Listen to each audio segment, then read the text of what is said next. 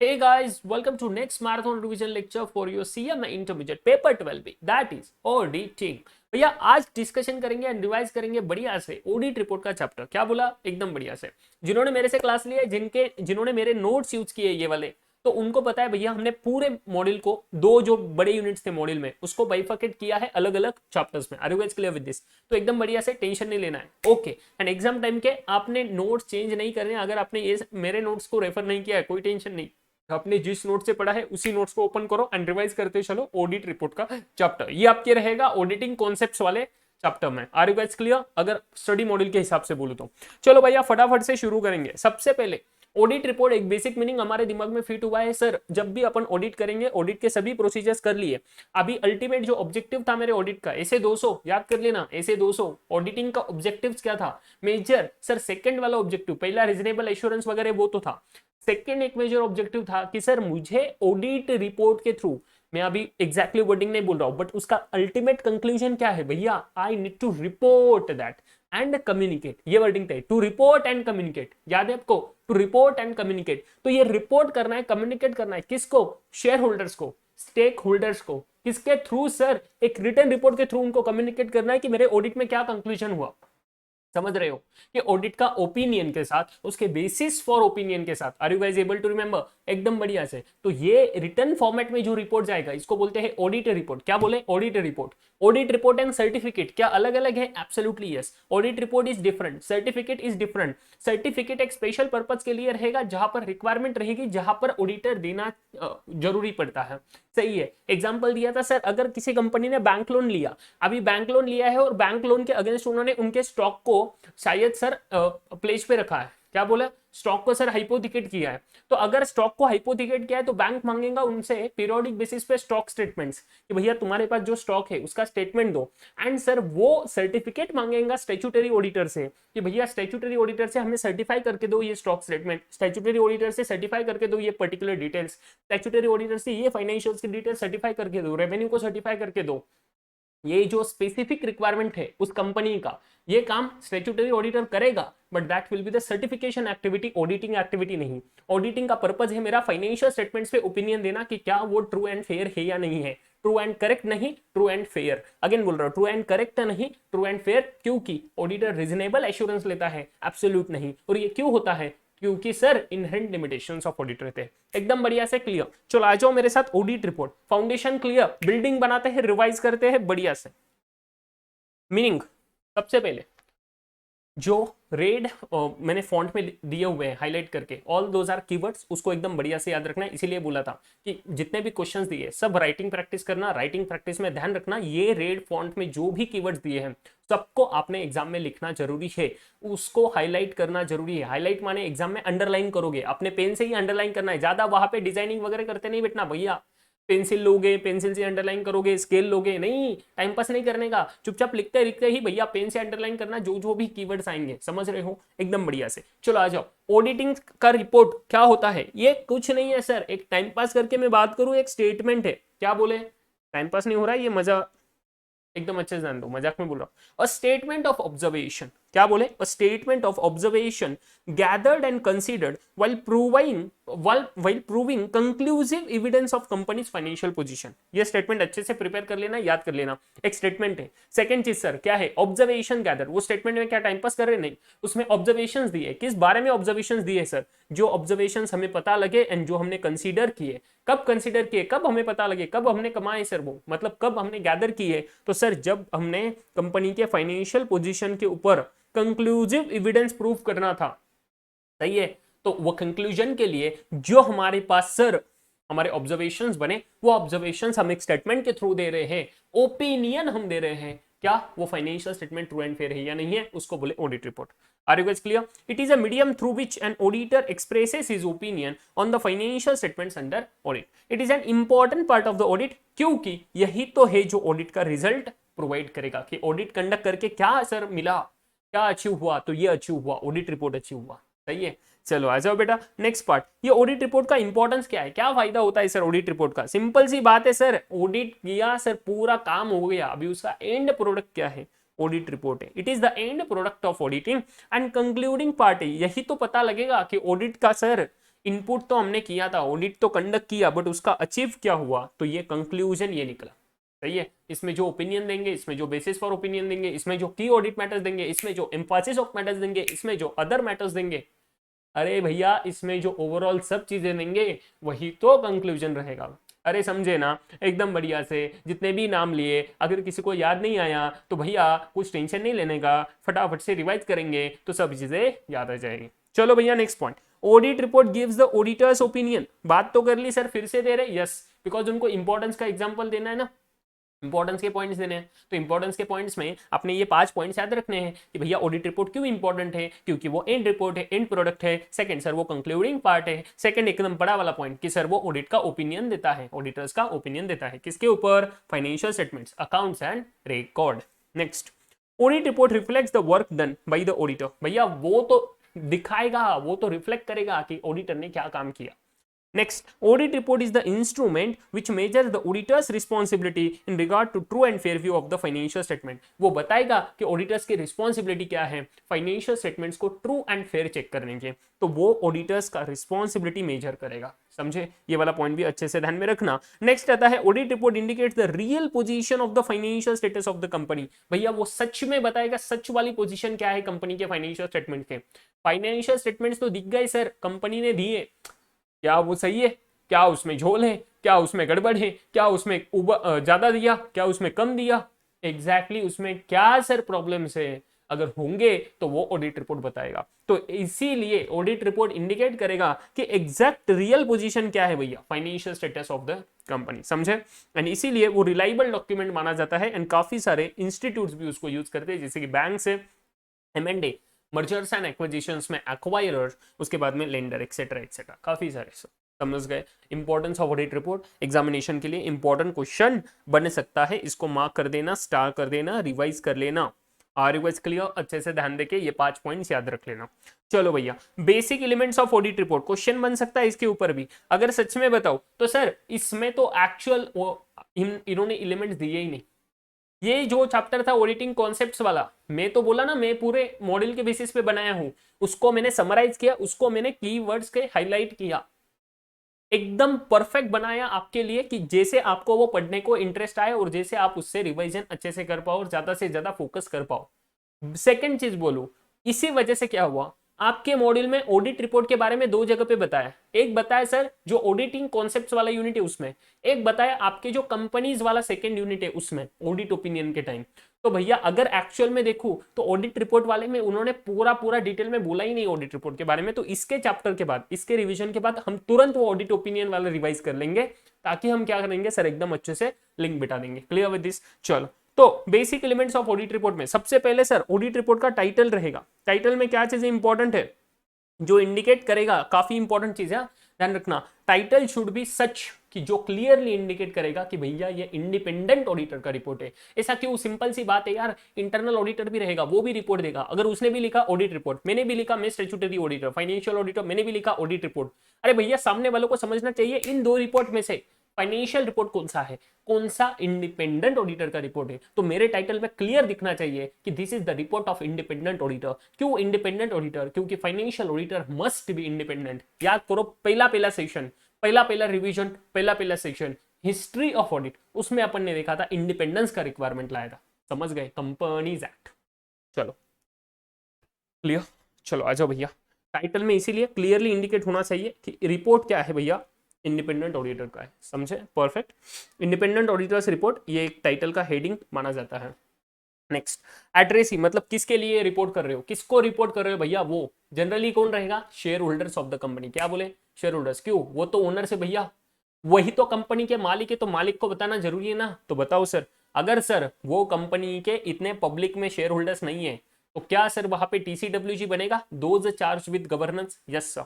तो either sir share holder, generally company के case में शेयर होल्डर्स, अदर केसेस में क्या होएगा, अदर केसेस में सर यूजुअली जो प्रोमोटर है उसका, बिजनेस का, एंड अदर, ऐसा जरूरी नहीं ना सिर्फ कंपनी ऑडिट करा के लेगा, बाकी भी लोग वॉलंटरी ऑडिट करा सकते हैं। याद करो यार पहले चैप्टर का revision, audit can be statutory, audit can be voluntary. Statutory माने रिक्वायर्ड बाय लॉ, वॉलंटरी माने जो दिल से चाहता है वो लोग करेंगे, क्योंकि ऑडिट के फायदे हैं, एडवांटेजेस ऑफ ऑडिट। सही है, तो जो वॉलंटरी करा रहे वहां पे क्या शेयर होल्डर है, पार्टनरशिप हमने ऑडिट करे हैं, वहां पे थोड़ी शेयर होल्डर है, तो उसका कौन, पार्टनर्स ऑफ द फर्म, सही है। तो मतलब जो प्रोमोटर है, जो जिसने उसको बनाया, सही है, वो लोगों को TCWG, those charge with governance, but company के केस में share holders of the company. Clear with this?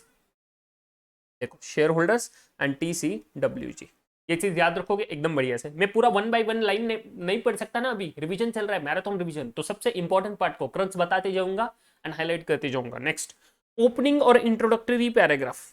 Opening और इंट्रोडक्टरी पैराग्राफ में अच्छे से ध्यान देना क्या क्या चीजें रहती है।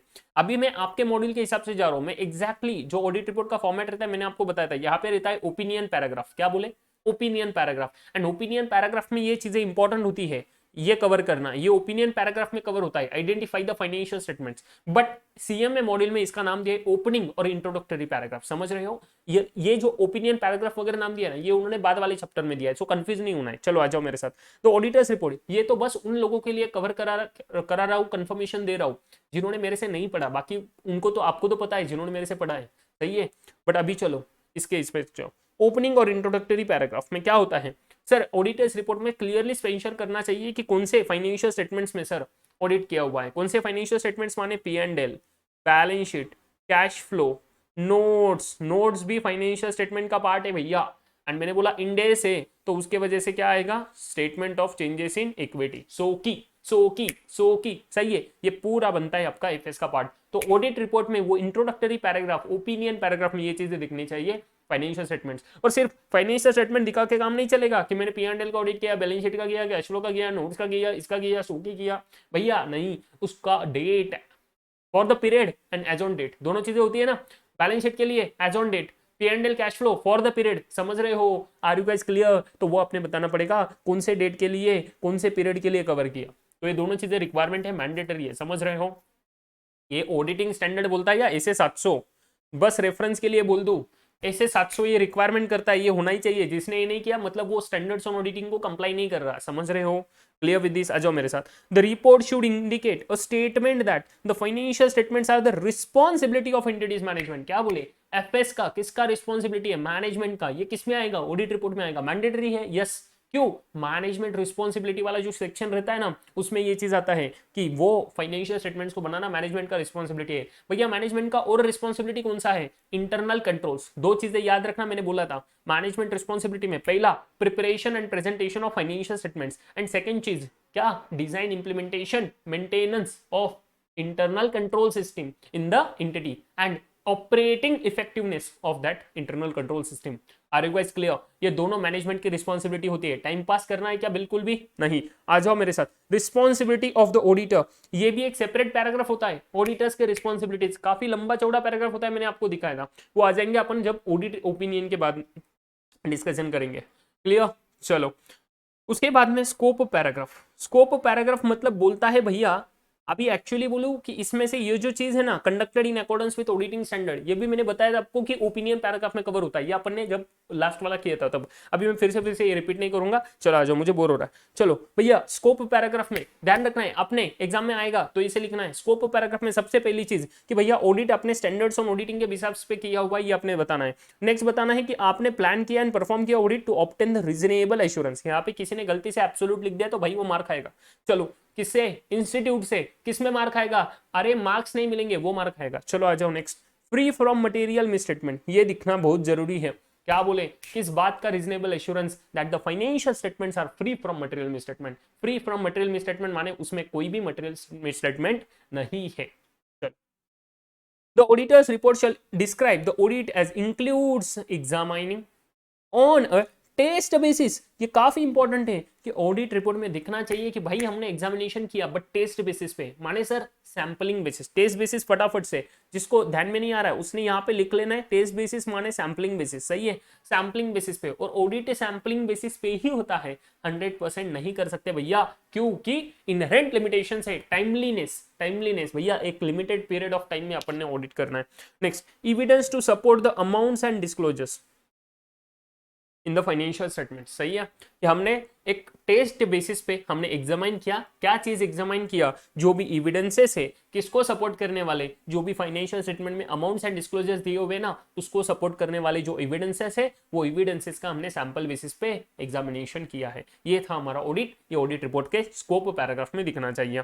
नेक्स्ट हमने ये भी किया सर, सिग्निफिकेंट एस्टिमेट्स को भी एसेस किया। किसने एस्टिमेट्स किए? मैनेजमेंट ने जो किए। एस्टिमेट्स माने क्या? जो प्रोविजन से जो सर आगे आने वाली फ्यूचर की चीजों को इन्होंने एस्टिमेट किया। फॉर एग्जांपल सर कुछ भी बन सकता है यार, provision for expenditure, provision for employ benefit expenditure, जैसे कि एम्प्लॉय बेनिफिट्स के लिए जो leave encashment, gratuity, actual valuation मैंने बताया हुआ है, सो इसके जो प्रोविजंस बनाते हैं वो चीजें आएंगी। नेक्स्ट गोइंग कंसर्न बेसिस पे एफएस बनना चाहिए। अगर नहीं बनेगा तो क्लियरली डिस्क्लोजर दिखना चाहिए एफएस में। सही है, बट अगर बनाया हुआ है तो डिस्क्लोजर देने की जरूरत नहीं। बट सर वो going concern is also estimation, तो कैसे मैनेजमेंट ने एस्टिमेट किया उसका हमने चेकिंग किया है, ये बताना है कि assess the significant uncertainty, significant estimates made by the management and evaluating the overall position of the financial statements. ये हमारा ऑडिट में कवर हुआ है, ये हमने बताना जरूरी है। एंड सर ये जो रिपोर्ट दिया एक रीजनेबल बेसिस देता है फॉर माय ऑडिट ओपिनियन।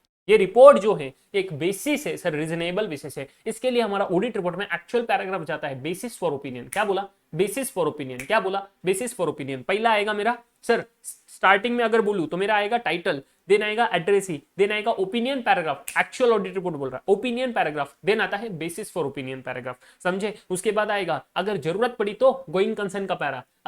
अगर गोइंग कंसर्न का कुछ इश्यू रहेगा, ऑडिटर के कुछ ऑब्जर्वेशंस रहेंगे जो गोइंग कंसर्न के एस्टिमेशन पर जो भी अनसर्टेनिटी दिखाता है, तो उस केस में गोइंग कंसर्न का एक सेपरेट पैराग्राफ आएगा। Are you guys clear? ऐसे 570 का रेफरेंस दिया था भैया। नंबर से कोई टेंशन नहीं है मुझे, जिन बच्चों को नंबर्स चाहिए उनके लिए ही सिर्फ बोल रहा हूं, बाकी ने कोई टेंशन नहीं लेने का नंबर्स का। कौन से नंबर्स? स्टैंडर्ड्स ऑन ऑडिटिंग के, समझ रहे हो? Next part opinion paragraph. अभी ये लोग बोल रहे हैं कि ओपिनियन पैराग्राफ में हमने बोलना है कि सर हमने फाइनेंशियल रिपोर्टिंग जो हमने ऑडिट किया, वो ऑडिट जो फाइनेंशियल स्टेटमेंट्स का हमने किया वो फाइनेंशियल स्टेटमेंट में वही फाइनेंशियल रिपोर्टिंग फ्रेमवर्क यूज किया है जो उस कंपनी को एप्लीकेबल है। फाइनेंशियल रिपोर्टिंग फ्रेमवर्क माने इधर एएस नहीं तो इंड एस। अगर कंपनी को इंड एस एप्लीकेबल है तो उन्होंने इंड एस पे बनाया क्या, एंड एएस एप्लीकेबल है तो इंड एस नहीं रहेगा तो एएस ही रहेगा। समझ रहे हो? तो वो ध्यान देना है।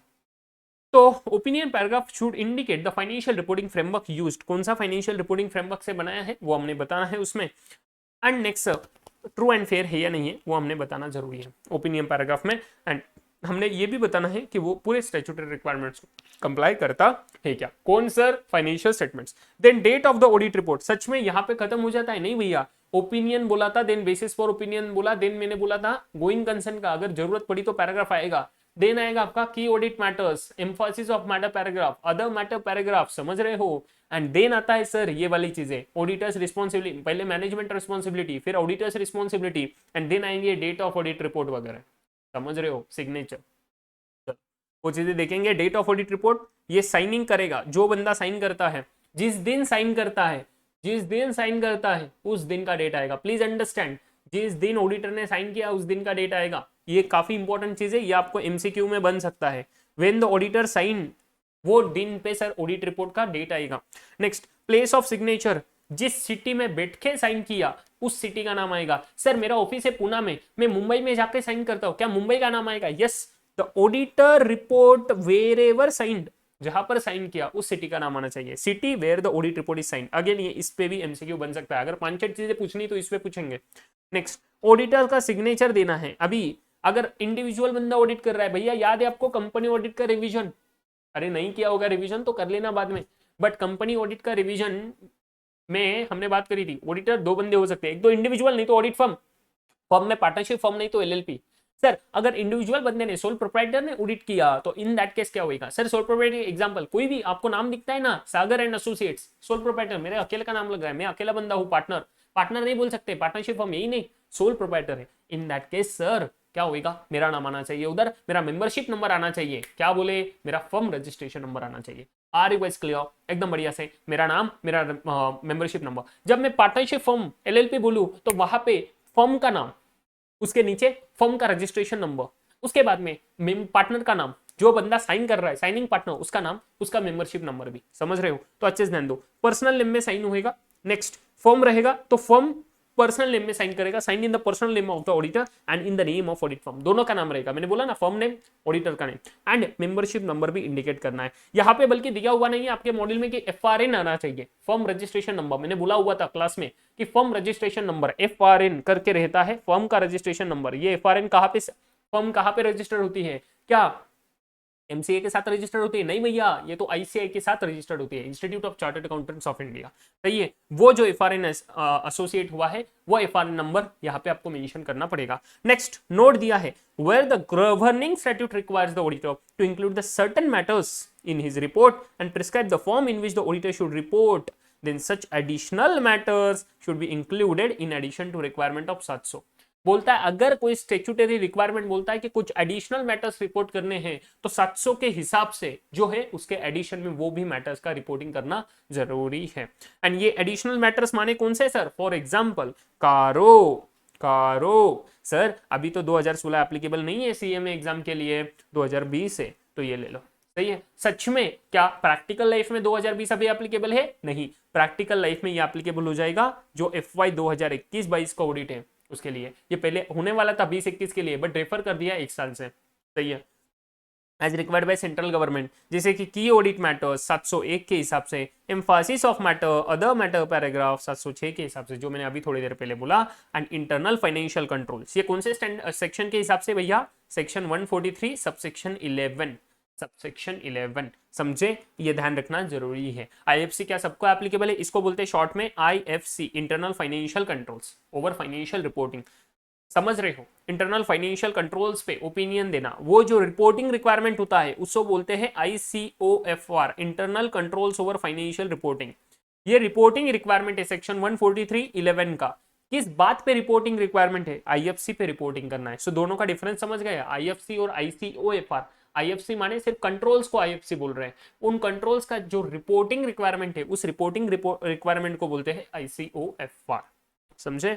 Section 143 company act, company audit में हमने रिवाइज किया है ये भी चीज। चलो भैया, ये भी चीज अपना हो गया। अभी आ जाओ फटाफट से मेरे पास लास्ट वाला चीज, significance of opening paragraph and scope paragraph. अच्छे से ध्यान रखना, ये स्पेसिफिक क्वेश्चन एग्जामिनेशन के लिए काफी इंपॉर्टेंट है, इसको ट्रिपल स्टार मार्क कर देना दोनों चीजों को। दोनों में से एक क्वेश्चन आने का स्कोप है CMA एग्जाम में, प्लीज अंडरस्टैंड। ये क्वेश्चन CMA नहीं होता है, बिकॉज मैंने बोला ओपनिंग एंड स्कोप पैराग्राफ, ऐसा कुछ बोलते नहीं है, ओपिनियन पैराग्राफ अगर रहता है। चलो आ जाओ, ओपनिंग और इंट्रोडक्टरी पैराग्राफ में आइडेंटिफाई किया है क्या फाइनेंशियल स्टेटमेंट्स, वो बताना है। जो अपन ने डिस्कस किया वही सब चीजें है, वही उसका सिग्निफिकेंस है। सही है, उसमें आइडेंटिफाई करेंगे FS को, date of end period covered. Next चीज सर, ओपनिंग पैराग्राफ में बताना पड़ता है यूजर्स ऑफ फाइनेंशियल स्टेटमेंट्स को। कौन रहता है users of financial statements? Stake holders. क्या sir stake holders and share holders में डिफरेंस है? यस एब्सोल्युटली, स्टेक होल्डर्स में वन ऑफ द पार्ट आता है शेयर होल्डर्स। तो सर और कौन लोग आते हैं भाई? बाकी के लोग, other parties, other external parties. मतलब सर जो बंदों ने शेयर्स नहीं खरीदे, बट जैसे कि सर किसी बैंक ने लोन दिया, वो बैंक, कोई उस कंपनी का कस्टमर है वो कस्टमर, कोई उस कंपनी का वेंडर है जिससे परचेस करती है कंपनी, वो वेंडर्स। समझते हो? तो ये चीजें ये आते हैं अदर एक्सटर्नल पार्टीज, इनको कंसीडर करके और शेयर होल्डर्स को कंसीडर करके बनता है उस कंपनी के स्टेक होल्डर्स। समझते हो? तो ये जो होते हैं यूजर्स ऑफ फाइनेंशियल स्टेटमेंट्स, इनको सर बताना है, इनके नोटिस में लाना है। क्या चीजें? Preparation of accounts is the responsibility of management and responsibility of auditor is to express an opinion. Please mark this very important. Financial statements को प्रिपेयर करना मैनेजमेंट का रिस्पॉन्सिबिलिटी है एंड ऑडिटर का रिस्पॉन्सिबिलिटी है ओपिनियन एक्सप्रेस करना। And next opening paragraph में और एक चीज रहेगा, हम कम्युनिकेट करेंगे बेसिक मैसेज कि जो FS है वो रिक्वायर करता है मैनेजमेंट को कुछ एस्टिमेट्स करना एंड जजमेंट्स करना। सही है, as well as to determine the appropriate accounting principles and method। जो भी appropriate accounting principles and method जरूरी है for the preparation of financial statements, वो भी मैनेजमेंट ही करेगा, वो भी मैनेजमेंट का रिस्पॉन्सिबिलिटी है। सर जो स्कोप पैराग्राफ है उसके सिग्निफिकेंस में कितने पॉइंट आएंगे? Opening paragraph 3 point, scope paragraph 4 point. ध्यान में रखना, स्कोप पैराग्राफ में सबसे पहले यूजर्स को इन्फॉर्म करना है कि कौन से प्रैक्टिसेस एंड प्रोसीजर्स फॉलो किए हैं ऑडिट में करने के लिए। उसके बाद बोलना है कि ऑडिट हमने ऑडिटिंग स्टैंडर्ड के हिसाब से किया एंड प्लान एंड परफॉर्म किया एंड रीजनेबल बेसिस, ये है हमारा audit report is reasonable basis for the opinion. उसके बाद में हमने बताना है कि हमारे सिग्निफिकेंस में हाईलाइट में आता है highlighting the nature and progress of audit, कि हमने क्या सर ऑडिट किया, एंड सबसे इंपॉर्टेंट चीज कि हमने ऑडिट जो किया उसमें टेस्ट चेक अप्रोच फॉलो किया है, माने सर सैम्पलिंग बेसिस पे ऑडिट किया है, समझे। एंड उसके बाद में बेसिक ऑब्जेक्टिव क्या है ऑडिट का, ये भी स्कोप पैराग्राफ में बताना है कि only only only reasonable assurance is emphasised, क्योंकि इनहेरेंट लिमिटेशंस होते हैं ऑडिट के। क्लियर विद दिस, ये पार्ट आता है आपकी ऑडिटिंग रिपोर्ट, जो आपका मॉड्यूल में ऑडिटिंग कॉन्सेप्ट्स के सेक्शन में दिया हुआ ऑडिट रिपोर्ट पार्ट है, वो है आपका ये पर्टिकुलर चैप्टर का revision, marathon revision. I hope guys इतना पार्ट सबसे क्लियर हो गया है। इसके बाद इमीडिएटली एक अनदर सेशन रिकॉर्ड करने वाला हूं, ऑडिट ओपिनियन वाला जो पार्ट है आपका उसके रिगार्डिंग, सही है, उसमें काफी सारा और डिटेल में डिस्कशन होएगा इसके regarding. Are you guys clear? And वो पार्ट प्लस एडिशनल पार्ट रहेगा उस पर्टिकुलर चैप्टर में, तो इसके बाद प्लीज उतना वो नेक्स्ट रिवीजन वो देख लेना, सही है। मैं वैसे नंबरिंग करके तो दे दूंगा आपको, सो दिक्कत नहीं है, बट अच्छे से भैया ये लेक्चर देखने के बाद, ये मैराथन देखने के बाद तुरंत वो देख लेना, ताकि लिंकिंग में फटाफट से वो अच्छे से दिमाग में बैठ जाएगा, नहीं तो थोड़ा कैप देके देखोगे तो दिक्कत होएगा, तो अच्छे से ध्यान देना। चलो गाइस मिलते हैं नेक्स्ट मैराथन रिवीजन लेक्चर में, तब तक के लिए अच्छे से पढ़ाई करते रहना, बी पॉजिटिव बी कॉन्फिडेंट। अगर आपको कुछ क्वेरीज आते हैं तो मेरे व्हाट्सएप नंबर पे मुझे कनेक्ट कर लेना कभी भी, I will be always there for you. Take care of yourself, bye bye.